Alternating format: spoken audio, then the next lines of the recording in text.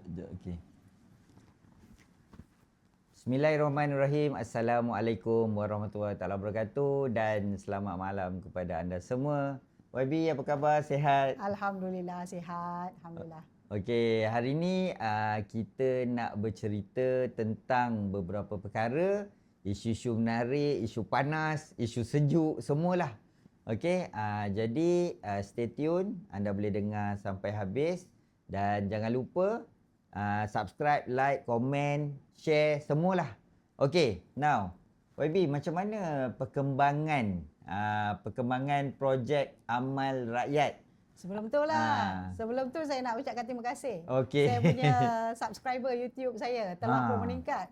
Dah 1192. Terima kasih terima semua. kasih semua. Okey. Saya ganggu tadi. Apa tadi? Perkembangan projek Amal Rakyat Asam Pedas YB Rozia. Okey, alhamdulillah. Ini satu projek yang saya tak pernah terfikirlah selaku wakil rakyat saya buat projek ini. Selalunya saya buat masak-masak dia untuk suka-suka je menjamu rakyat kan, ataupun menjamu tetamu dan sebagainya. Alhamdulillah, sebenarnya saya bakal keluarkan satu statement secara orang kata dokumen yang lebih penuh fakta lah. Okay. Tapi sedikit gambaran saya nak bagi tahu, kita dah masuk minggu kedua. Jumaat ni minggu ketiga. Oh, maknanya dah 2 kali lah. Dah 2 kali dah. Maknanya yang first tu ikan cencaru. Cencaru saja. Yang kedua ada tambah satu kan? Kita tambah menu daging daging menu, atas daging permintaan. Okey. Dan sebenarnya pada minggu pertama itu mungkin semua orang excited semua kan. Dan kita dapat, kalau tak silap saya, pada 7 Ogos tu kita dapat sumbangan sebanyak 8,913 ringgit. Yang orang datang membeli pun ada, dekat 400 lebih. Lepas tu ada yang masuk bank, ada direct, yang daripada jauh-jauh tu lah. Lepas tu minggu kedua kita dapat penurunan sikit. Ada penurunan. Saya sebenarnya kita ada mungkin isu kita tidak wawarkan. Orang pun, saya pun terfikir minggu ni kita kena buat kan, wawarkan sebab orang bukan tahu benda tu, dia ingat one off kan. Jadi untuk minggu kedua kita dapat 4,110. Tapi alhamdulillah pada saya cukup membanggakan kerana dermawan-dermawan semua telah pun menyumbangkan. Total sebenarnya kita dapat lebih kurang 13,000 lebih, 13,000 something. Tetapi yang lebih membanggakan adalah kita dapat menyumbangkan semula sebagaimana kita janjikan. Ya. Pada minggu lepas saya telah disperse, telah pun menyalurkan daripada hasil kita 8,800 kepada 27 penerima. 27 penerima ni adalah penerima yang kita rasa paling keperluan ni paling mendesak. Paling mendesak. Paling mendesak. So alhamdulillah, saya rasa itu about 98% lah daripada jumlah yang kita dapat. So Jumaat ni kita akan bagi apa yang kita dapat minggu lepas. Okay. So insyaAllah ada tambahan lah. So itu satu perkara, dan kita dahulukan aspek kebajikan dulu. Yang saya jangkakan kalau sepatutnya kita buat kutipan dalam 50,000 lah. Untuk projek Asam Pedas ni khusus untuk kebajikan. Ya. Kita ada banyak projek. Kita ada projek yang berkaitan dengan pendidikan, contohnya beli laptop. Kita ada isu berkaitan dengan program-program bantuan untuk baiki infra dan sebagainya kan. Itu kemudianlah nanti kita akan fikirkan, tunjukkan satu persatu kan. Tapi yang bagusnya minggu ni kita mulai Isnin lepas kita telah pun mula mengeluarkan surat-surat permohonan ataupun surat-surat kepada syarikat-syarikat yang saya yakin mereka juga ingin melaksanakan CSR mereka. Dan insyaAllah tunggu banyak syarikat yang kita telah listkan. Kita harap ada sedikit sumbangan daripada mereka. Jadi alhamdulillah insyaAllah dapatlah saya membantu. Tapi sedih tahu kali ni. Saya sedih sangat sebab tahun-tahun lepas kalau kita musim-musim kemerdekaan ni, wow, bukan sumbangan. Banyak lah. Permohonan masuk banyak untuk YB, kami nak buat merdeka kat sini, merdeka kat sana, nak buat sambutan malam merdeka ini, malam merdeka tu. Jadi boleh dikatakan beberapa NGO nak buat, taman nak buat, tapi kali ini saya hanya kata saya hanya boleh bagi sikit je, itu pun Yelah. bendera-bendera kalau ada yang sumbangkan. Yelah, Jadi sebab sedih lah, sedih. peruntukan dah kena sekat kan. Sepatutnya peruntukan tu yang itulah. menggembirakan mereka kan, dengan program-program yang kita laksanakan. Itulah sebenarnya kadang-kadang rakyat ni dia nak kena faham juga sebenarnya keadaan tu. Kadang-kadang bila kita tak faham, mereka ingat macam baca kat surat khabar, diorang tengok macam ada bagi peruntukan kan, terus kepada rakyat. Walhal sebenarnya rakyat dia lebih dekat dengan pusat khidmat ahli parlimen tu sendiri, lebih cepat kan benda-benda tu. Betul. Jadi itulah cerita dia. Okey YB, antara semua sumbangan tu lah, ni kita bukan cerita pasal syarikat, kita cerita pasal individu. Antara yang kalau YB tengok scan-scan tu yang paling banyak sekali berapa, yang paling sikit tu berapa? Capping. Dia punya capping yang orang bagi sumbangan tu. Orang bagi sumbangan. Paling banyak saya pernah terima yang 1,000. teringat 1,000 okay. Individu lah yang bagi 1,000. Yang paling sikit RM3. Oh, RM3 pun ada? Alhamdulillah, saya rasa saya tak pernah menilai berapa ringgit atau berapa sen yang mereka bagi pada saya. Niat mereka nak bagi tu pun dah cukup saya bangga. Dan saya rasa orang Ampang pun cukup appreciate lah apa yang mereka ada kan. Mula-mula saya ingat lagi pegawai saya, YB ni betul ke 1,000 ni ke RM10? Kan? Lepas tu saya pun tengok, yelah 1,000.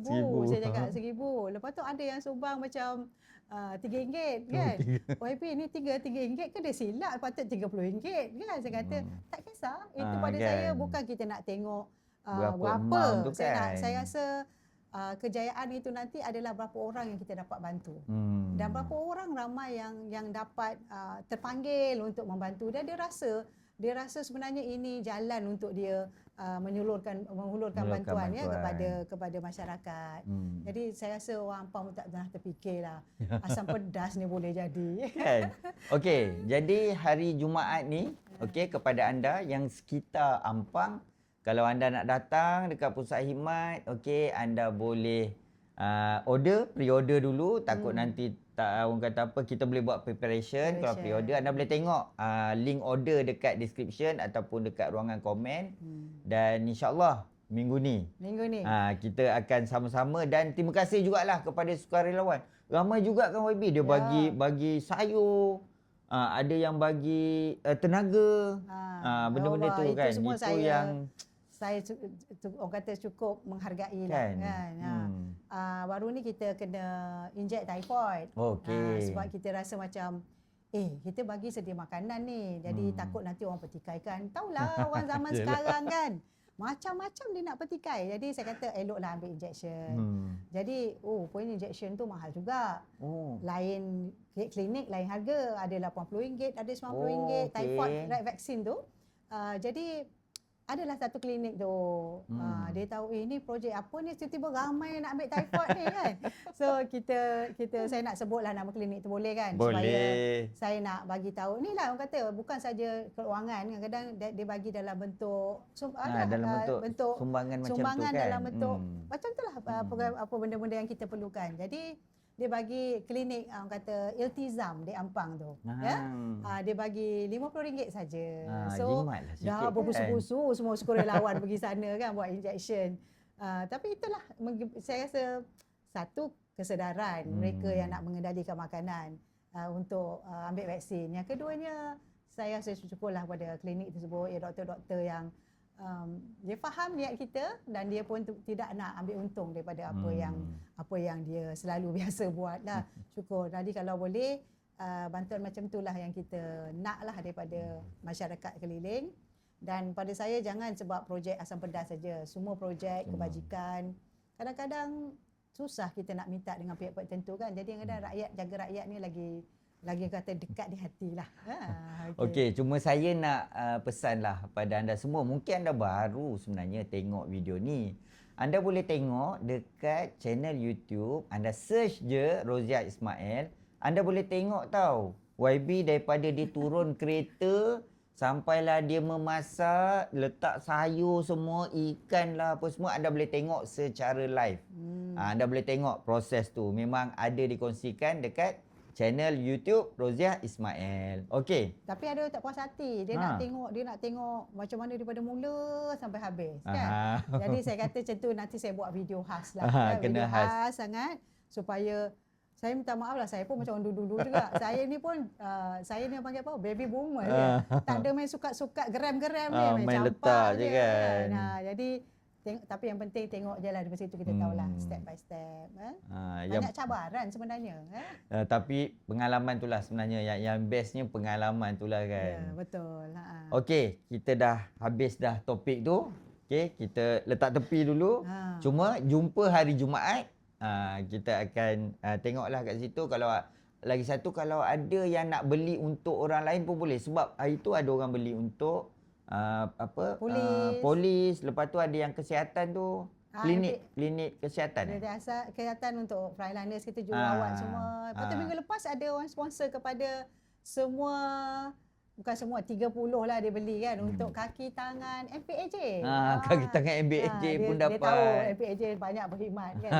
Jadi lepas ni kaki tangan MPAJ beli sendirilah ya. Dah rasa tu, harap beli sendirilah.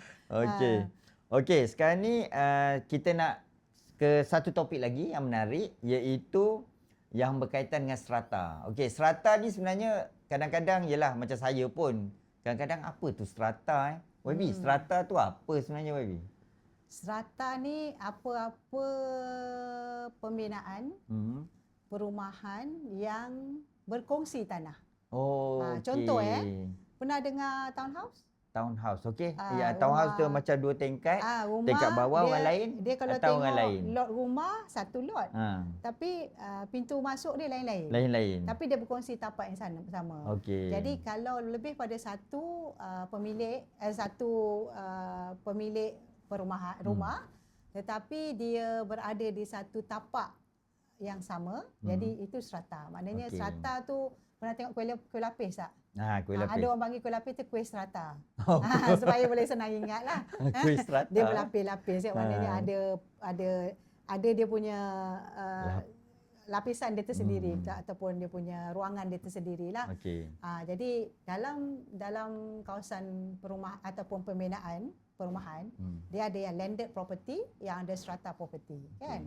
Maknanya landed tu mana bangunan di atas tanah, macam rumah teres, rumah banglo, rumah kampung kan. Maknanya dia ada satu tapak geran tanah tu dia punya seorang. Dia tak berkongsi dengan orang lain. Itulah rumah dia, itulah tapak rumah dia, dan juga itu belah tanah dia. Tapi ada zaman sekarang juga, ni tapak dia, rumah orang lain ada. Tapak dia, rumah orang lain. Ada, sebab itu tanah dia, tapi dia sewakan tanah saja. Itu yang cerita lain lah. Jadi strata ni pula dia ada strata ni dia ada banyak kategori ya. Dia ada strata yang kita panggil yang kos rendah, kos sederhana rendah, ada yang komersial. Komersial tu maknanya kan rumah kedai-kedai yang bertingkat-tingkat tu komersial lah. Ada yang mixed development. Mix. Dia bawah tu kedai, atas dia rumah residence. Banyak dah sekarang ni macam tu kan. Dia sama ada rumah tu ada lift atau tidak. Atas pula ada service apartment. Atas pula ada Soho macam tu kan. Jadi mana di mana orang tinggal itu dipanggil resident. Mana yang ada orang berniaga itu nama commercial. Tapi dia ganding dua-dua tu dia dah panggil mixed development. Jadi itu semua penting tu tahu tu sebelum beli rumah tu sebenarnya. Nanti terkejut pula kena bayar kos-kos tertentu, kena bayar tambahan, tu, kena bayar ni kan. Tapi kan YB kan, macam mana YB tahu pasal benda ni? Ke YB ada pengalaman sebelum ni ke kan? Saya belajar lah dulu. Dulu pada buku lah. Kita belajar kan, kita ambil civil kan, bahagian perumahan kan. Kita tahulah jenis-jenis rumah, semua-semua. Tetapi kita berada di Selangor. Selangor ni boleh dikatakan berapa peratus, saya rasa satu je kot perbandaran yang belum perbandaran macam daerah. Yang lain semua dah perbandaran. Jadi maknanya dah maju kawasan perumahan padat dan sebagainya. Jadi semenjak saya jadi adun 2008 dulu, saya mempunyai perspektif yang berbeza tentang isu strata ni. Masa saya jadi adun, orang datang mengadu. Yelah ramai mengadu. Ni kalau macam kat Shah Alam contohnya, kita ada banyak kat rumah orang kata strata ni, rumah strata kan. mengadu inilah, mengadu itulah. Saya kata, ish, apa hal banyak sangat aduan ni? Lepas tu kita pun prosesnya biasalah, kita pergi jumpa, panggil COB, Commissioner of Building, kan, yang mengendalikan semua isu-isu bangunan, ya, tak kira kau strata ke apa ke semua, kan. Lepas tu bila saya jadi exco perumahan, itu yang interesting tu. Saya pula mempengerusikan mesyuarat dengan semua COB. Jadi ini peluang saya bertanya tentang kita kalau ada isu-isu dalam COB ni, kenapa kita tak dapat tangani hal isu ni, kenapa masalah ni tak boleh selesai, kenapa ni tak settle. Rupanya banyak dia berlaku di bawah satu akta, namanya Akta 757. Yang dipinda pada 2013, kan. Jadi Akta 757 itu spesifik untuk pengurusan strata je. Bagaimana kita nak uruskan rumah-rumah yang strata ni, kan. Jadi bila saya tengok, wow, banyak masalah. Rupanya saya tengok kat situ, kita tidak perkasakan COB tu. COB tu ada banyak masalah dia, kan. Jadi kena pula lepas tu jadi pula ahli parlimen, kan. Kena pindah pula ke Ampang. Jadi gunakanlah pengalaman yang masa jadi exco tu, bawa ke Ampang. Dan tapi masa exco tu banyak tanda tanya yang tak dapat dijawab. Sebab dia bukan bawah teritori negeri. Benda tu banyak di parlimen. Jadi bila saya berpindah ke Ampang, sebagai wakil rakyat di sana, ahli parlimen, bila saya dibentangkan tentang kata demografi lah, parlimen, saya dimaklumkan ada 60% rumah strata di Ampang saja. Maknanya Ampang ni lagi banyak. Banyak sangat dan lama. Dan lama. Dia punya kawasan-kawasan lama. Jadi mesti macam-macam. Ya Allah, bila tu saya dah mengucap dah. Ya Allah. Bila Padahal saya tengok bangunan-bangunan kat Ampang ni. Yelah, kita sebelah Kuala Lumpur, kan. Kita tengok saya dulu masa saya jadi exco, banyak isunya adalah isu terbengkalai, projek tak siap dan sebagainya. Adalah isu-isu perumahan ni, tetapi tidak rampant macam saya di Ampang. Kalau untuk saya bagikan sikit database, tak silap saya, skim di bawah MPAJ, skim strata ni, dia panggil skim lah. Skim ni setiap satu projek, maknanya ada 642 projek di sekitar MPAJ, di dalam kawasan pentadbiran MPAJ, Majlis Pembedahan Pajaya. Tetapi di Ampang aja ada 309. Di Parlimen Ampang saja ada 309 skim itu. Itu saya tak kira berapa unit. Banyak perkaranya. Lepas tu berapa unit, lepas tu kan dia ada yang kos rendah lah, sederhana lah. Dia berbeza. Itu pun berbeza juga. Berbeza. Kos rendah gini keadaannya, kos sederhana begini. Kita kata tadi mix development lain, masalah rumah kondo lain, kan. Tetapi boleh kata, saya rasa kalau kita masuk ke Ampang, setiap taman tu ada je rumah strata. Ada je rumah strata, sama ada strata komersial ataupun strata mixed development ataupun strata resident. Memang ada, kan. Jadi dah masuk hampir 4 tahun ni, ya Allah.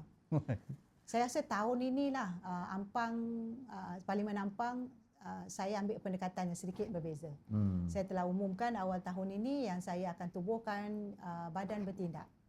Satu task force khas khusus untuk tengok isu-isu strata.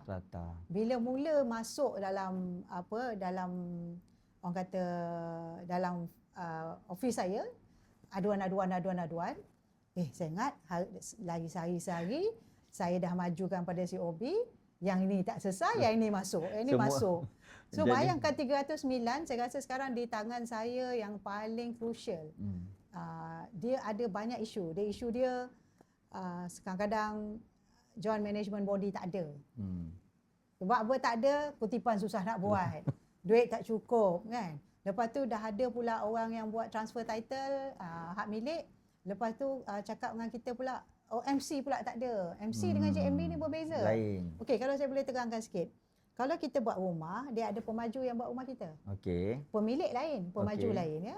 Pemilik tanah tersebut, dia nak bina satu perumahan, dia lantik seorang pemaju. Pemaju ni lah yang membuat semua pembangunan tersebut. Bila dah buat pembangunan tersebut, maka kadang-kadang pemilik dia bagi PA lah kepada pemaju ni. Kadang-kadang pemilik dia buat lantikan aja, tak bagi PA, kan. PA tu adalah orang dia panggil apa?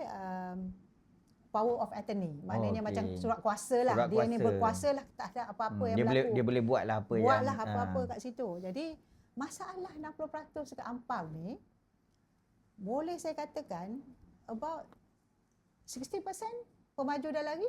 Ui, 60%. Liquidate, Ui, banyaknya. banyak. Pemaju dulu tahun 20-an, tahun Oh. 20 tahun lepas, 30 tahun lain dah tak Maknanya ada dah. ni Susah nak maknanya jumpa. pemaju yang buat pada ketika tu, Betul. tahun 80-an, Ya. tahun 90-an.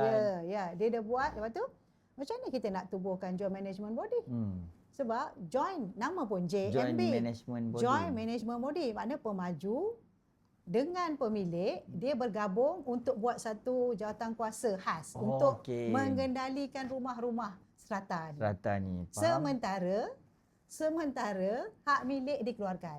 Oh. Kan semua orang kongsi satu tanah, dia cakap. Tapi sementara tu Buatlah satu pengurusan. Yelah, masalah sementara tu sampai bertahun-tahun lah kot. Kadang-kadang Namanya sementara. sama ada pemaju lari, kan? Muflis, bankrupt, isu banyaknya. macam-macam lah isu. Sampai tak ada nakalan pasti pun ada yang meninggal pun ada. Kalau kita buka, saya ingat cari SSM semua, carian-carian ni. Dan masalahnya, bila JMB tak ada, dia sebenarnya setiap kali kita duduk strata, apa obligation seorang pemilik? Dia kena uruskan bangunan tersebut. Okay. Maksudnya dia kena bayar fees lah. Maintenance fees. Okey, dalam akta 757 cakap kalau rumah luas macam ni, pembangunan sikit macam ni, ada percentage setiap kaki persegi. Bukan senang-senang letak tau.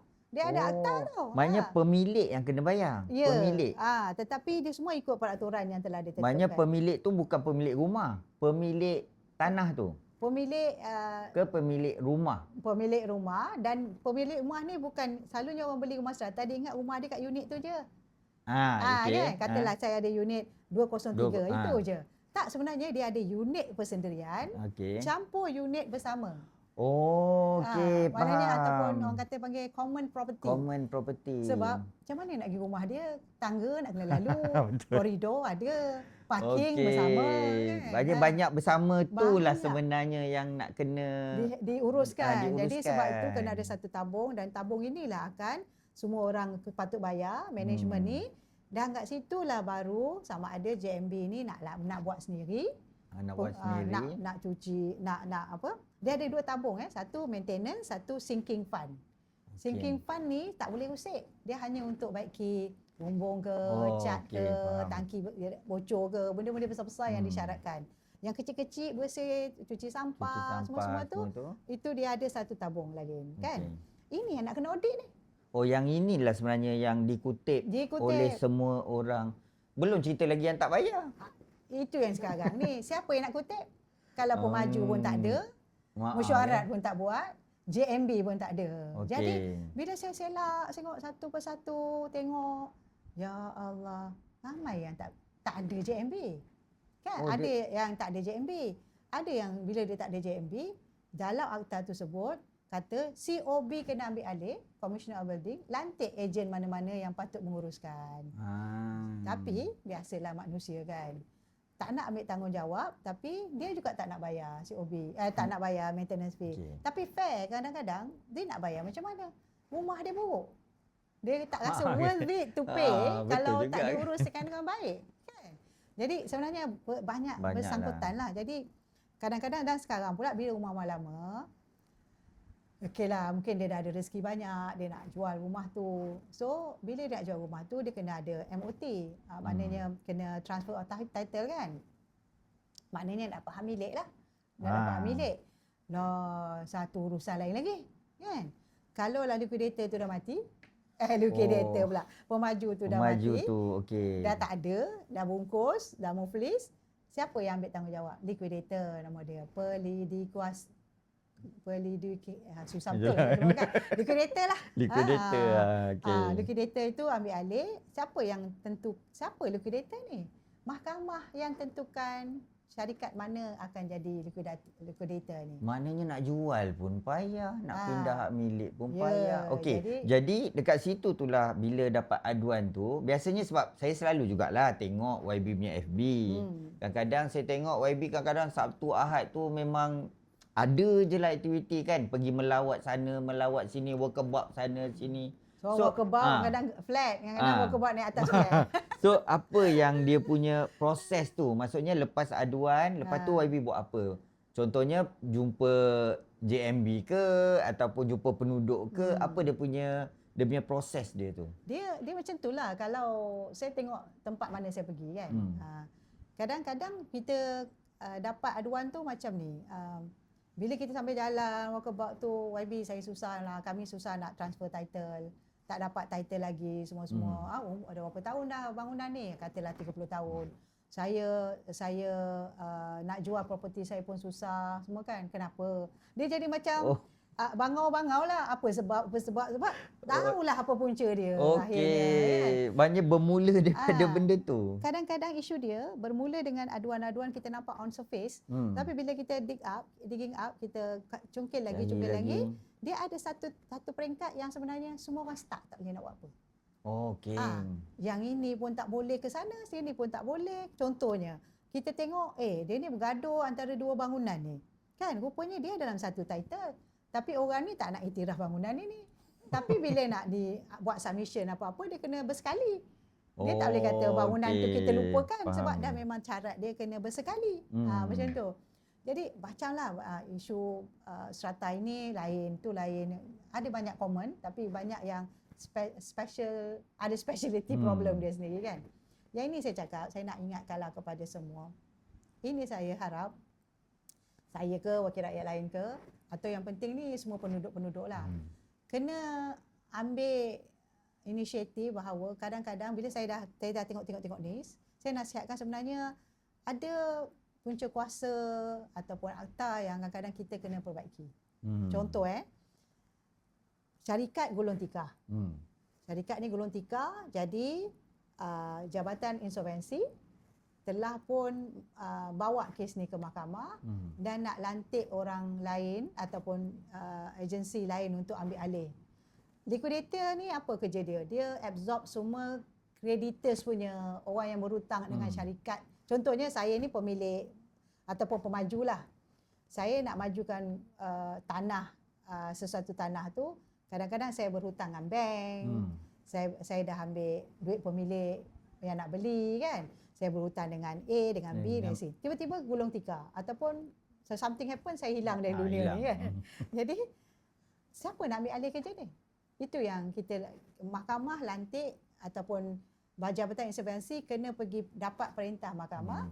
Mahkamah lantik liquidator. Apa problem dia sekarang ni?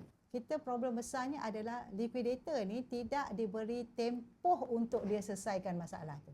Oh, maknanya tempoh tu tak ada? Tak ada. Jadi kalau saya sebagai liquidator, saya ambil kes itu, ikut aku lah nak selesaikan bila. Tapi duduk-duduk dah 20 tahun rupanya. Tuk-tuk dah 10 tahun. Jadi kat situ kelemahan undang-undang. Yang saya dah bangkit pun dalam parlimen, perlu ada satu akta yang sebenarnya menghadkan tempoh liquidator untuk pegang sesuatu properti itu ataupun sesuatu problem itu kan. Katalah mahkamah perintah kena selesaikan dalam 10 tahun. Maksimum ataupun 5 tahun. Katalah 5 tahun tu tak dapat selesai. Dia kena pergi mahkamah balik dapatkan perintah sambungan lah. Itu pandangan saya lah. Mungkin ada cara lain, itu hal undang-undang kena fikirkan lah. To be fair pada kita pembeli, betul tak? Sebab kalau kau tak buat kerja, bukan masalah kita kan. Masalah you yang nak selesaikan masalah ni. Kami nak tahu kami ada title tanah, ada geran kan. Lepas tu kami ada semua ahli jawatankuasa untuk menyelesaikan masalah perumahan kami. Tapi itu di antara benda besar lah yang kena diubah lah. Okey. Yang ni saya selalu dengar benda ni kan. Daripada ni penduduk tu kan. Kadang-kadang tu sampai ada berhutang sampai puluh ribu, ratus ribu, juta pun ada kan. Yang tu macam mana? Ada tak YB dapat aduan-aduan yang berkaitan dengan benda tu? Banyak. Kadang-kadang kita bagi dua-dua pihak lah. Dua-dua pihak. Kadang-kadang pihak ejen pengutipan itu, kadang-kadang liquidator dia lantik ejen bangunan tersebut. Jadi dia kutip lah duit. Yang ni kata kutip duit, orang ni pula kata buat apa aku nak bayar. Kan? Sebab masing-masing tuntut hak. Faham. Masing-masing menuntut hak. Yang ini kata hak dia, yang ini pun kata hak dia. Tapi akhir-akhirnya dua-dua tak nak ambil tanggungjawab. Kan jadi hak tu datang dengan tanggungjawab. Ah. Kan? So dia tak nak ambil tanggungjawab. Jadi akhirnya tapi dikira hutang tu dia tak perasan. Okey. Dia tak perasan sebenarnya kalaulah kena bayar RM30 ke RM70 sebulan, dalam rekod tulis dia tak bayar. Okey. Dalam undang-undang pun tulis mesti bayar. Mesti bayar. Kan? Tetapi masalah besarnya kenapa tindakan tak diambil? Yelah, dah Ya, setahun, ataupun dah 2 tahun, 3 tahun. Timbang tara tidak dibuat contohnya kan, supaya tidaklah bertimpa-timpa kan masalah ni kan. Jadi kita ada undang-undang untuk memberi kuasa kepada pihak tertentu untuk kutipan dan sebagainya, tapi akhirnya dia jadi dah kalau bergaduh kena parang semua, baik aku tak kutip kan. Ini satu lagi sampai macam tu. Ya, ini satu lagi saya nampak ada kelemahan kerana tanggungjawab itu kita bagi kepada sesama sendiri yang mengutip. Dah susah sangat tak boleh, barulah kau pergi refer kat COB. COB pula keluarkan notis. Jadi dia long due process. Maknanya daripada patutnya bulan tu tak bayar, bulan depan dah kena bayar. Betul tak? Dia tak nak aku tunggu 3 kali notis, lepas tu COB ambil alih, pergi mahkamah, lama-lama saya tak tahu lah nak cakap. Bertimpa-timpa masalah. Last kali jumpa YB. Jumpa YB, bawa bil. YB saya dah tertunggak beratus ribu pun ada. Lepas kan? tu peruntukan pula kena sekat. Macam mana? Lepas banyak pula lah bertimpa-timpa macam mana saya tu nak kan. tolong. Tapi saya juga ada satu kes yang terkini, kes terkini. Saya rasa ada kot akhir-akhir ni. Baru je saya pergi ke apartmen tersebut. Dia, ini special lagi pula. Dia ada masalah, JMB ada. Okey. JMB ada, pembayar pun ada. COB pun tahu cerita ni. Tapi yang jadi masalahnya ada COB yang tak jalankan, ada JMB yang tak jalankan tanggungjawab. Okey. Joint Management Body. Maknanya sebelum dia dapat title, namanya JMB kan? Okey. Dah dapat title, ada dia panggil situ Management Corporation. Okey. Perbadanan pengurusan. Maknanya JMB ni sebelum dapat strata title. Ya. Bila dah dapat strata title, dia jadi MC. Management Corporation. Perbadanan pengurusan. Dan syarat nak boleh tubuhkan MC adalah setelah 25% daripada unit yang ada tu telah pun dapat title persendirian. Okey. Maknanya dalam satu blok tu dia bukan bagi semua. Dia bagi sebenarnya semua patut dapat. Tetapi zaman dulu kita beli rumah bukannya dalam setahun kita buat MOT. Okey. Kau dah habis bayar bank baru kau nak tukar nama, betul tak? Betul? Betul kan? Okey. 25 tahun kan? 20 tahun kan? Lepas tu duit pun dah tak ada. Okey. Kan? Berapa ribu nak tukar MOT? Beribu-ribu. Nak bayar Beribu-ribu. 4,000 ada yang ni. Jadi kat situ tersangkut, ramai tersangkut. Ada orang yang mampu lepas lah. Ada yang tersangkut tu delay lah. Dia biar je lah. Dia kata tak apalah, dia tak dapat title pun. Asalkan dia dah bayar, rumah tu jadi milik dia. Tapi dia lupa nanti kalau dia meninggal ataupun dia nak jual, susah. Yang ini yang YB ada bagi cadangan, sepatutnya MOT tu kena masukkan sekali kan? Di Selangor special. Masa saya jadi Exco Selangor, saya dah nak foresee lah boleh tengok benda ni. Jadi apa saya kata, boleh tak MOT tu ataupun transfer of title tu kita jadikan sebahagian daripada kos yang boleh dibuat sebagai bayaran ansuran. Katalah rumah Selangorku RM250,000. Okey. Nak buat MOT dalam RM5,000. So maknanya RM255,000.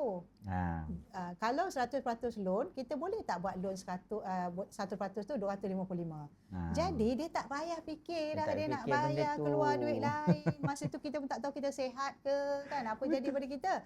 Jadi dah masuk dalam loan kita yang kita bayar ansur-ansur. Ansur tu. Kau bayangkan kalau RM5,000 sebulan tak terasa pun. Kan kita bayar apa dalam loan sikit. Kan. Sekarang isu tu tak timbul sekarang. Yang masalah bangunan lama.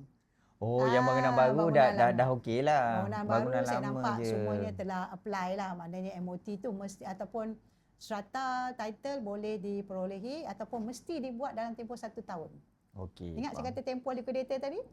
Macam tu sebab tu saya nak buat macam syarat MOT tu. Okay. Sebab bila dibuat dalam masa 1 tahun, maknanya kalau dah cukup 25% orang yang dah ada title, wajib MC. Faham. Wajib MC. Maknanya JMB dah tak ada, gantikan dengan bukan MC. tak ada, maknanya JMB ada pada asalnya. Okay. Dia kena buat satu mesyuarat bersama semua pemilik-pemilik rumah yang dah bayar untuk tubuhkan Management Corporation. MC nama dia. Jadi ini yang banyaklah teknikal, benda kecil-kecil nak dibuatkan, tapi saya syukur juga. Sebab Allah izinkan saya jadi exco. Lepas tu saya dihantar ke Ampang. Situlah pengalaman tu berguna pengalaman itu amat berguna pada saya. Sebab tu bila kita tengok peranan yang dimainkan oleh semua pihak JMB MC ni, kita dapati sebenarnya ada banyak kekurangan, dan ada juga bukan kekurangan tu di sudut akta saja. Kadang-kadang pelaksana. Dan orang sebenarnya tak tahu di bawah satu akta khusus, tak silap saya akta perumahan, saya tak ingatlah 167 ke apa. Kita ada satu badan tribunal. Tahu tak tribunal tu apa? Tribunal ni kalau macam ada masalah yang kita boleh komplain kan? Ya, tribunal ni bukan dia mahkamah. Tapi mahkamah dia khas tertentu, dihaskan kepada isu-isu tertentu. Contohnya bawah Kementerian Sumber Manusia ada. Sebab macam dia bawah tribunal pengguna kan biasa pengguna, kan? Tribunal pengguna, tribunal perumahan dia ada banyak. Saya ada 3-4 tribunal dia ada. Tribunal ni adalah satu badan khas yang ditubuhkan. Yang ditubuhkan oleh kerajaan untuk pertikaian tertentu. Maknanya pertikaian dalam antara pemilik itulah. Isu tertentu lah. Kalau isu perumahan, apa pertikaian dia? Tak payahlah sampai nak pergi mahkamah. Pergi tribunal je lah. Pergi tribunal je. Faham. Ada pihak yang tak puas hati terhadap pihak yang satu lagi, dia pergi ke tribunal, dia pergi buat satu pelaporan ataupun satu aduan, dan masuklah kes itu. Tapi tribunal ni ramai tak tahu. Dia cepat, murah. Saya nak sebut murah ya, tak ada kos yang tinggi, dan dia menggigit juga. Menggigit maknanya dia ada mengikat keputusan tu. Sebab tu dalam kes yang saya rasa viral lah 1 hari 2 hari ni kan. Bila saya pergi ke satu apartmen yang saya nak selesaikan masalah tu. Sebab apa? Very interesting. Ada satu pihak yang mengaku dia sebagai JMB. Tapi bila kita tanya audit dia, dah pernah hantar ke tak ke COB kata macam tak hantar lagi. Tapi yang menariknya, pihak pengadu, pemilik telah pun membuat aduan ke tribunal. Dan tribunal telah pun, ini bukan pasal isu banyak isu lah kan. Yang saya baca award dia je lah, award dia, perintah dia ya. Tribunal telah memerintahkan 4 benda. Yang saya ingat sangat adalah 3 benda kan. Satu, tribunal mengarahkan JMB sedia ada yang dulu tu lah. Yang dulu itu perlulah membuat mesyuarat agung dia sebelum 31 April 2026. Dia kena buat mesyuarat agung lah. Ya. Dia perintah tu, kau kena buat mesyuarat agung dengan semua prosedur proses-proses yang kena ada. Ikut tu lah. Yang keduanya, perlu dibuat pada hari Minggu. Spesifik tu. Maknanya hari biasa tak boleh lah. Untuk kes dia tu. Saya pun tak tahu kenapa benda tu timbul. Rasa mungkin ada orang bekerja kot. Mungkinlah sebab dia nak boleh mungkin ramai mungkin hadir. Dan yang ketiganya, mesti buat di dalam kawasan itu. Tak boleh buat kat luar? Sebab itu kadang agaknya lah. Kalau buat kat luar orang susah nak pergi ke. Ataupun cara-cara untuk mengelakkan ramai datang ke. Wallahu a'lam kan. Dan tak saya dia kena bayar kos. Yang keempat tu bayar kos RM100 lah dalam urusan tribunal itu. Jadi dia bagi tempoh. Ni award ni perintah. Jadi balik kes yang minggu lepas tu, selepas 31 April dia tak dapat buat. JMB tidak dapat dilaksanakan. JMB tak dapat, Dia tak dapat melaksanakan perintah tersebut. Perintah tu. Maknanya JMB tu gagal lah. Joint Management Body ni, dia punya tempoh hayat dia setahun-setahun. Maknanya dia mesyuarat dia pilih AJK Tahun apa lepas semua. punya AJK kena mesyuarat. Tahun ni lantik lagi yang baru. Tiap-tiap tahun. Tiap-tiap tahun Dia bukan macam dulu 2 tahun sekali tak silap saya. Dan dia tak boleh berturut-turut orang yang sama. Adalah syarat dalam adalah akta dia tu punya semua. tu. Okey. Jadi bila dia dah gagal kat situ, tiba-tiba permohonan nak buat MC. Orang yang sama. Interesting kan? Dia gagal buat JMB tetapi dia mohon untuk buat MC.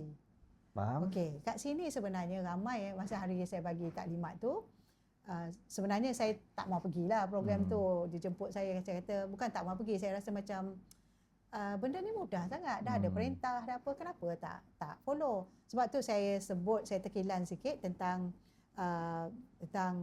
sepatutnya benda ni COB je lah handle kan. Benda ni semua dah teratur, COB je lah handle kan. Tapi saya rasa kemungkinan lah COB pun disebabkan ada pertikaian beberapa pihak ni, dia pun rasa macam tak perlu ambil campur kan. Jadi saya biasalah wakil rakyat. Dulu pun dah saya cabut beberapa papan tanda lah apa kan. Somebody must take the responsibility to mediate, untuk mediate kan, untuk memudah. Satu lagi nak tenangkan keadaan juga kan. Saya juga perlu ambil pendekatan tu, kata tak apalah, biar saya pergi. Sebab apa? Pihak tu bukan saja nak ambil MC, nak tubuhkan MC. Dia nak buat kutipan duit. Jadi dia dah masuk isu duit, saya pun kata memang saya kena campur tangan lah.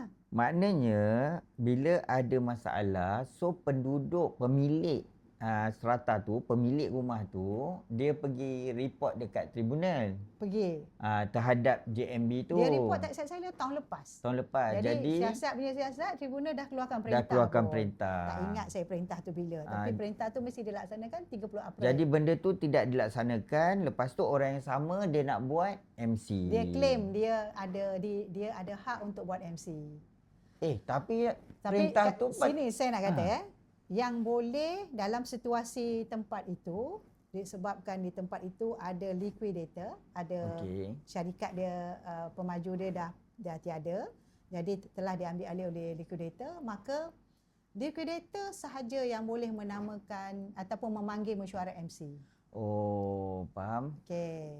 Kat sini saya kata dia nak cabar saya, dia cabarlah. Kalau saya boleh tunjuk surat-surat yang datang di tangan saya, ada banyak perkara yang saya rasa ada beberapa perkara yang saya rasa tak transparan kat situ. Jadi dia tak boleh claim yang dia ada hak. Dia ada authority. Sebab saya rasa kalau kita nak buat sesuatu tu, jangan sampai kita memutarbelikkan statement lah kan. Jadi bila duit, masalah kewangan terlibat dan sebagainya, melibatkan duit tu saya agak risau. Sebab tu saya datang kan, yang kesiannya mereka cuba tubuhkan yang pemilik ni pemilik dan juga penduduk kat sana lah, dia bergabung. Dia macam ni, dia ada pemilik, ada 2 jenis pemilik lah. Satu pemilik yang bayar cantik, satu lagi pemilik yang defaulter. Yang defaulter maknanya dia ada yang ada sikit tak bayar, ada masalah ada lompong-lompong sikitlah. Dia pun confuse YB nak kena bayar ke, sebab bayar saya ke tidak ke. saya kena penalty lah apalah. Jadi benda tu saya kata biarlah nanti pihak wajib tengok kan. Tapi persoalannya yang saya kelakar sangat tu, macam mana awak boleh kata awak layak panggil mesyuarat sedangkan liquidator tak bagi hak kepada anda? Kan, liquidator patut panggil mesyuarat. Jadi atas dasar itulah saya rasa, pada saya 2 kali mesyuarat mereka nak buat dikacau sehingga tak boleh dapat buat. Saya kata tak apa, biar lambat asal selamat. Jadi sebab itu saya turun, saya bagi penjelasan, buka soalan dan sebagainya macam biasa. Buka soalan semua-semua. Jelas ke tidak, saya kata saya rasa kalau tak jelas, boleh datang jumpa saya sendiri. Maknanya tu kira macam sesi mendengar luahan lah. Boleh dikatakan macam tu. Mendengar luahan, tapi lebih kepada saya dah file tu saja dah naik macam ni kan. File tu saya dah baca semua, saya dah buat kronologi semua, saya dah mula faham dengan beberapa kali mesyuarat. Dan di situ saya memperjelaskan pandangan saya. Faham. Tetapi kalau ada soal jawab, saya sanggup mendengar lah. Tapi akhirnya saya rasa sekarang yang penting saya kata semua penduduk yang hadir tu atau pemilik yang hadir tu telah pun pada saya lah memahami kan. Dia dah faham lah. Jadi kalau ada, saya tengok dalam video tu, individu tersebut tak ada masa datang tu. Dan saya rasa dia tak duduk situ. Jadi dia petik saya punya dekat Facebook saya. Dia main cakap je lah. Dia petik itu dengan beberapa dia kata saya bangkit. Saya tulis itu, saya menerangkan tentang isu strata title, ketulusan charge pengguna. Kan, charge kalau nak buat charge sekian-sekian, kalau nak buat charge apa-apa kena masuk mesyuarat agung, proses. I'm talking about proses yang kita ada akta kat situ. Lepas tu kalau ada ejen-ejen yang dilantik, saya cakap, katalah saya JMB atau MC, saya nak lantik Syam. Syam, kau ada qualification. Saya atas nama Povia, you boleh jadi lantik. Tapi saya lantik lah. Mesti ada saya yang melantik. Ada surat apa semua. Saya offer pada you menerima. So the letter must be very clear. You dilantik. Ada hitam putih. Ada hitam putih supaya saya ada apa-apa berlaku kemudian hari. Dakwa-dakwi boleh kan. Ini kutip duit tau. Ini bukan isu berkaitan dengan duit sampah. kan. Ini berkaitan duit. Siapa engkau nak kutip duit orang kan. Jadi bila kita ada lantikan semua tu, sebab tu saya kata semua ni kena telus. Nothing to hide. Kalau kita seorang orang ejen yang betul-betul berwibawa, kita ada kelayakan tersebut, tunjuklah kelayakan tersebut. Kalau betul anda dilantik, siapa yang lantik? Lepas tu dilantik atas dasar apa? Yang ini saya nak nasihatkan kepada ramai penduduk-penduduk atau pemilik strata. Kadang-kadang kita overlook ataupun kita don't orang kata kita tak ambil, tak bother. Tak kisah. Tak kisah. Okeylah, benda ni aku ada banyak masalah lain lagi nak buat. Kau nak suruh aku cek dia punya kesahihan kan, tetapi benda ni sebenarnya penting kan. Jadi sebab itu saya rasa panjang pula cerita kita pasal strata ni kan. Tak tapi apa, saya ada masa lagi. Saya suka. Dan sebenarnya Syam, saya sebenarnya saya sekarang ni, orang kata kenapa YB sibuk sangat isu perumahan, selain daripada Ampang ada 60% bangunan strata. Saya juga adalah pengerusi Caucus Perumahan untuk Parlimen. Okey, jadi ada kaitan jugalah. Saya perumahan rakyat ni dia ada berapa banyak step. Satu, sebelum buat. Semasa buat. Okey. Selepas buat rumah. Yang saya suka nak handle adalah selepas. Yang ni lah masalah ni lah semua. Sebab apa? Sebab bagi saya kehidupan rakyat ini bukan tanggungjawab kerajaan hanya menyediakan rumah. Tanggungjawab kerajaan adalah menyediakan kawasan dan juga tempat perumahan yang berdaya huni. Berdaya huni tu saya ingat. Livable. Berdaya huni. Dan dia mampan, dia sejahtera. Maknanya bukan dalam 10 tahun duduk lepas tu hancur. Tak mau. Kita tak nak macam tu. So berdaya huni kan. Jadi macam mana daya huni, sebab tu kita ada akta pengurusan. Semua tu. Kita dah jelas dekat situ, tetapi adalah hikap sana sini. Itu kita boleh tambah baik, tak apa. Tapi pokok akta tu ada. Asas tu. Tapi sebab tu juga saya cakap, saya memang berhasrat sangat ni bajet nak datang ni, bajet 2027. Parlimen nak bersidang. Kalau tak jadi, tak ada apa-apa, tak ada Oktober kan, tak silap. Orang dah kata bubarlah, tak bubarlah. Saya jenis yang kalau bubar, cara bubar. Kita jalan terus. Tapi saya dah prepare juga apa yang saya nak buat untuk bajet yang akan datang ni. Saya nak tengok kalau boleh, kalau pihak kerajaan dengar ni, berkawasan perumahan, Menteri Perumahan dengar lagi bagus. Saya dah utarakan benda ni beberapa kali melalui timbalan juga, timbalan menteri.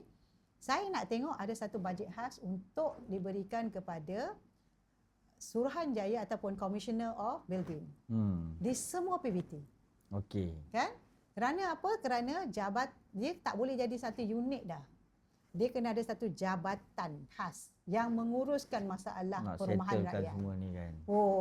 Kan. Jadi kenapa? Sebab you bayangkan 60% strata di Ampang. Kalau di Selangor berapa banyak, di Johor lagi, di Penang lagi. Wilayah jangan cakap. So sebenarnya dia affected banyak benda rakyat lah. Okey, antara semua itulah YB kan. Ada tak yang dah selesai? Ada, alhamdulillah. Boleh tak cerita kes-kes yang dah selesai? Ada ada satu dua apartmen lah yang saya rasa ada inisiatif daripada pemilik. Ini yang kesian ni kan. Mereka sampai kutip duit sama-sama lah. Contohnya nak dia ada master title, nak pecahkan title ni dan banyaklah bayar cukai tanah, bayar premium tanah, bayar yang berhutang. Premium tanah ni apa? Premium tanah ni adalah premium yang patut pemaju bayar kepada kerajaan dulu. Oh, pemaju yang kena bayar? Dia yang kena bayar. Tapi sekarang bila dia tak bayar, kerajaan pegang. Okey. Tak boleh nak dapat title. Okey. Dulu dia ada block title besar, sekarang nak pecah blok kecil-kecil. Jadi atas dasar itu mereka nak sangat title sendiri kan, hak milik strata persendirian ni. Jadi apa mereka buat? Dia collect duit. Ada yang saya ingat jumlah dia semua 1.6 juta. Ya, datang dah collect ni. Dah pergi semua orang tu collect 1.6 juta. In total 1.6 million. Banyaknya. Berapa penduduk? Tapi ada isu. Itu 100% daripada semua yang dapat dikesan. Dia ada unit-unit yang tak dapat dikesan. Unit kosong. Jadi syarat dalam akta tu mesti 100%. Jadi macam mana ni YB? Sangkutlah Lepas lagi. tu satu yang sepatut buat tu liquidator. Liquidator pun dah ke mana? Kan? Lepas tu saya dapat jumpa liquidator tu, saya bincang dengan dia sebab liquidator kena sign. Kau dapat duit cukup pun liquidator tak sign. Memang tak lepas lah. Okey. Tapi kalau liquidator buat, dia charge kau lagi 2.5%, 3% semua kan. Sekarang kos itu tidak ada pada liquidator, tak charge apa-apa sebab penduduk buat sendiri, pemilik buat sendiri. Susah tau sebab kita kena pergi jumpa surveyor, jumpa arkitek, nak kena luluskan banyak benda lah. Bangunan lepas 30 tahun ada yang tambah-tambah, betul tak? Kan yang duduk rumah bawah tu jadi tambah. Kelulusan dia nak tu nak kena check balik. Ya, semua. Jadi faham. Yalah, orang Ampang ni janganlah orang kata petikaikan, ramai yang profesional. Jadi kadang-kadang dia contribute je. Dia arkitek. Jadi dia pun tak apalah saya buatkan. Macam tu. Tapi kos tu tidak diberi kepada kawasan yang dia tinggal. Jadi ada kes yang saya hanya memudah cara, okeylah. Saya panggil mesyuarat semua jabatan yang terlibat, saya cakap dia pun dah kutip 1.6 juta. Sekarang ni tersangkut sebab liquidator. Banyaknya YB 1.6 juta. Itu sikit. Ada tempat yang berjuta-juta lagi. Maknanya itu yang kena bayar pada kerajaan untuk dapatkan kos-kos agensi kerajaan lah, termasuk tanah lah, termasuk semua benda tu lah. Kos guaman lah dan sebagainya kan. Surveyor lah dan sebagainya. Banyaklah kos dia.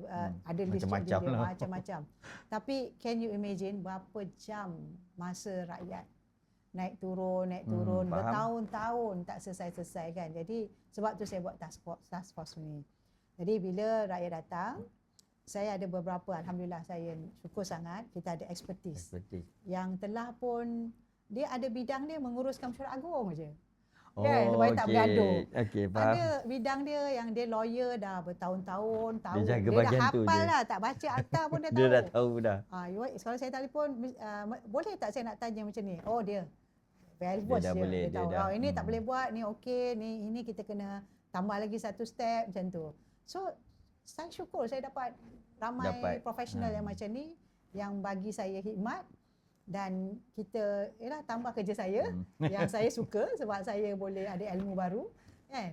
Sebab tu itu tujuan kita kan, nak perbaiki undang-undang dan sebagainya. Tapi saya tak naklah benda ni tidak ada kesudahan. Ya. Akhirnya saya nak insya-Allah saya nak COB lebih cekap. Ya, masyarakat lebih tahu hak dia. Dia ada tempat dia nak rujuk kan. Kita mana tahu kita jadi wakil rakyat ni ada tempoh-tempoh tertentu kan. Agaknya kok kalau lah 3-4 penggal lagi jadi wakil rakyat pun, kalau pencen aku jadi khidmat pagi khidmat percuma strata.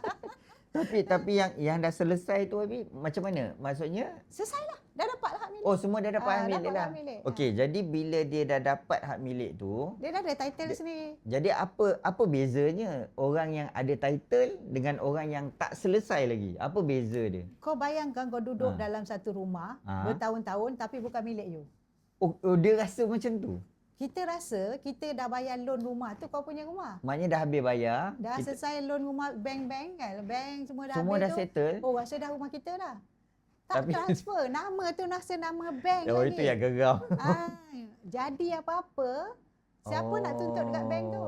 Maknanya dari segi kalau nak jual pun tak boleh. Nak turunkan kepada waris pun tak boleh. Kalau nak sewa pun ada banyak Sewa tak ada efek sangat sewa lah tak ada sebab efek. Okey. sewa dia tak kisahlah. Tetapi kalau nak legal bind, Ah. katalah saya punya rumah, lepas tu saya dah mati, dah meninggal kan. Saya meninggal, lepas tu nak buat perjanjian dengan penyewa baru atas nama siapa ni? Kan sebab bukan rumah kita. Kadang-kadang ada yang cerdik dia bagi PA dia. PA, tapi PA pun saya rasa tak binded lah sangat kan. Faham. Itulah Dia masalah kena dia. supaya harta perumahan dia ada value. Kalau Kan, kita dia ada nak, value. kalau kita nak buat cagaran ke. That's it. Okey, faham. Kita nak cagar, tapi ke. bank lain tanya, you nak cagar, ni bukan harta you. Tapi dah habis bayar. Siapa cakap you habis bayar? You tak ada hitam putih? Aduh, Jadi, itulah masalah dia. Masalah. Jadi kalaulah nampak saya lah. berharap juga kalaulah kerajaan bagi tumpuan kan. Benda ni kan. Bagaimana nak selesaikan supaya kita yang bedah berdepan masalah ni di Selangor, di wilayah, di Johor, di Penang ni Banyaklah. dah terlajak ni, bagaimana kita nak selesaikan. atau kenalah buat satu jawatankuasa khas untuk selesaikan ni. Bagi yang belum berdepan lagi, janganlah buatlah undang-undang baru supaya dia lebih murni. Kalau tanya saya suka cakap kalau bolehlah yang buat kutipan-kutipan ni bagilah kepada satu agensi khas bawah kerajaan. Contoh, kalau saya nak bayar cukai pintu, saya bayar kepada PBT.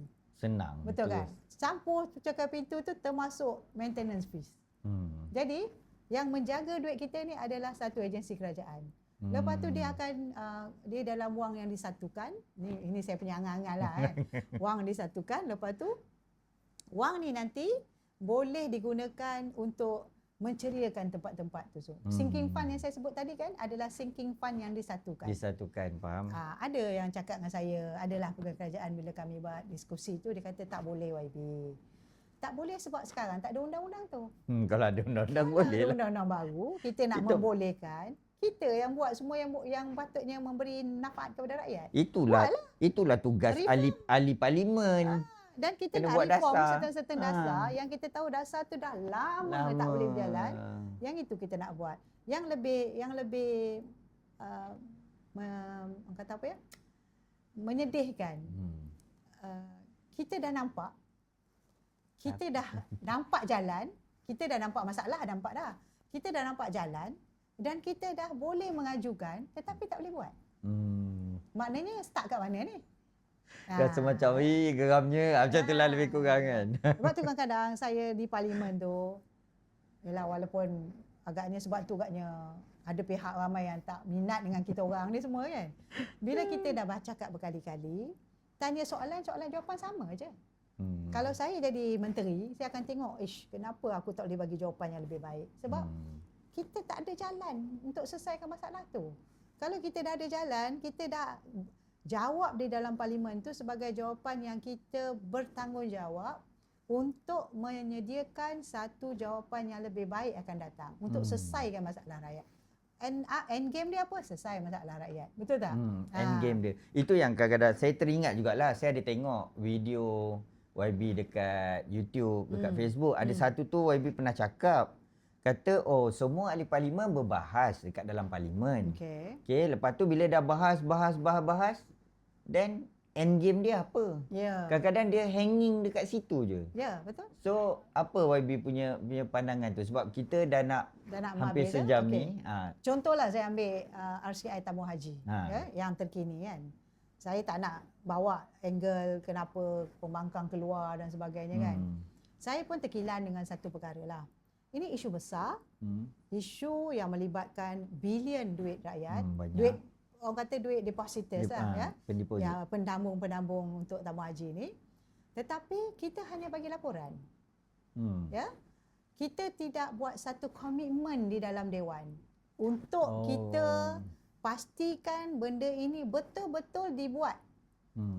Dia ada 9 syur, tak silap saya kat situ, ada 9 syur.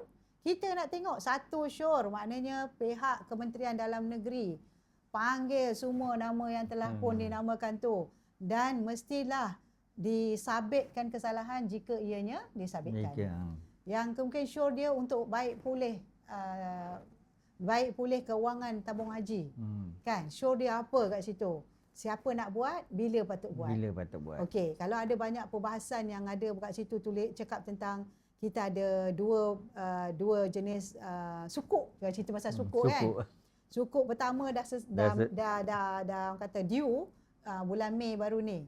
Lepas tu kan saya bawa dalam pembahasan tu kan. Sukuk lepas tu kita tambah lagi pula 3 tahun lagi. Apa yang kau buat ni? Kan itu yang kasih gudang. Ada yang rolling balik. Ya, itu kadang-kadang dia on paper tetapi sebenarnya kenapa jadi macam tu?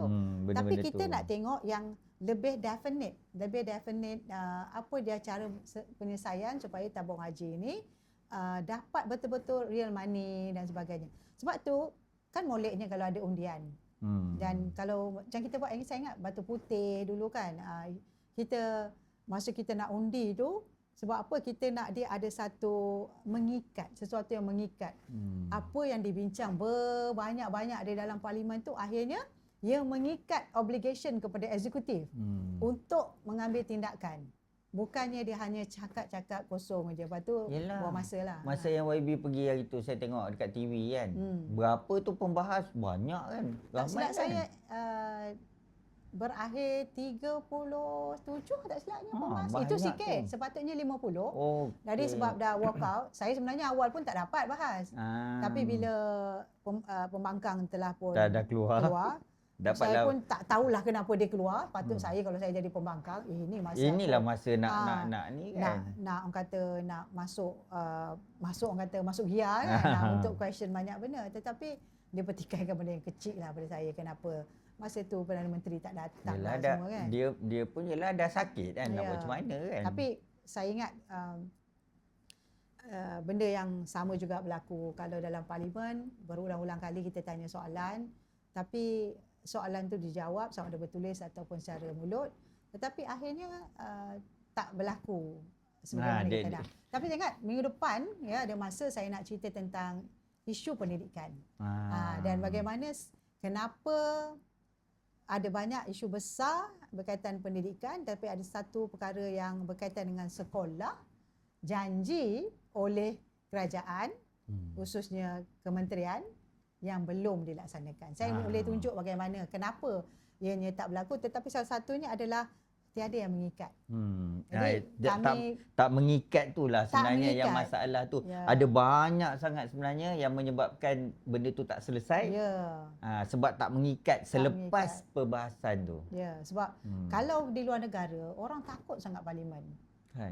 Di luar negara dia pun takut select committee, dia takut perbahasan, isu-isu dibawa sebab kita ada satu kuasa yang tersendiri. Yang sebab tu kami kalau berbahas dalam parlimen tak boleh dicabar. Yelah tak boleh. Kan selalu kata kalau nak keluarlah kan. Maknanya bila kita keluar tu barulah boleh dicabar. Apa juga perkataan kita cakap. Sebab kita immunity adalah diberi. Itu ada kan. Maknanya kau cakap lah apa-apa pun, tapi sekarang ni sebab live orang dah boleh dengar terus kan. Jadi itu persoalannya lah, itulah reform yang kita nak buat. Ada benda yang mengikat, ada benda yang diambil tindakan cepat. Bila kita bangkitkan benda-benda besar, bajet nanti ada peruntukan khas untuk diperbaiki. Kalau tidak, kau bayangkan dalam 3-4 tahun ni kita baru luluskan berapa ratus saja undang-undang. Sikit sangat. Pada saya hari-hari ni kita berdepan dengan AI, isu global, macam-macam. Kita bully yang bertambah rampant dan sebagainya. Masalah lagi banyak datang. Yang ini tak selesai lagi. Tak selesai lagi. Patutnya kena guna AI cepat sikit. Saya pernah tengok satu akta 1956. Oi, ada. 1959. Tak pernah disentuh, tak pernah dipinda. Sebenarnya on table, ni mungkin pendengar nak dengar. Ya, di table yang sepatutnya akta, saya pernah dengar Menteri Undang-Undang sebut, ada 3,000 akta yang perlu dipinda. 3,000. 3,000 agaknya kalau lah pace kita macam sekarang, satu penggal kita boleh habis 300. Bila nak habisnya? 10 penggal lagi baru kita selesaikan backlog. Astagfirullahaladzim. Jadi sebab tu kita kena speed up. Orang kata, kalau macam tu parlimen kena bersidang kerap lah. Pagi, petang, siang, malam. Banyak parlimen luar negara yang yang maju ni, dia bersidang tiap minggu, 3 ke 4 hari seminggu. Okay. Dan hari Rabu selalunya adalah hari Perdana Menteri menjawab soalan. Ha. Jadi Perdana Menteri tiap-tiap minggu menjawab Kena isu jawab. semasa. Bukannya simpan macam ni kan. Kita dah tak ada sidang. Kita simpan Simpan. bulan 10 nanti baru kita tanya balik. Lepas tu terlupa nak tanya. Bukan. Tak terlupa. Saya selalu bila saya tengok soalan bertulis saya, alamak dah jadi soalan yang dah basi. Oh, faham? Faham. Jadi- Isu tu macam dah lemau. Ya. Ada lagi benda lain yang lebih Ya. penting. Sebab Okey, faham. sebab tu kalau parlimen kita bersidang kerap, select komiti kita bergerak Gerak cepat. Memang sepatutnya tak jumpa muka MP lah, ahli parlimen di dalam kawasan kerap sangat. Jadi sebab kami banyak masa di luar, jadi kita buat kerja kat luar. Okey, YB. okey. So, kita dah sampai ke penghujung. Cuma yang ni last. Ha. Saya nak tanya YB, dalam masa YB kena sekat peruntukan tu, ada tak benda lain yang YB dapat benda-benda baru yang YB dapat tahu ke apa ke? Saya ni nak cerita pun macam serba salah kan. Okey. Saya kadang-kadang soalan saya yang lama pun saya tak dapat lagi. Kenapa saya disekat? Peruntukan saya disekat tak apa. Saya masih ahli parti keadilan. Saya tak pernah tak undi dalam parlimen.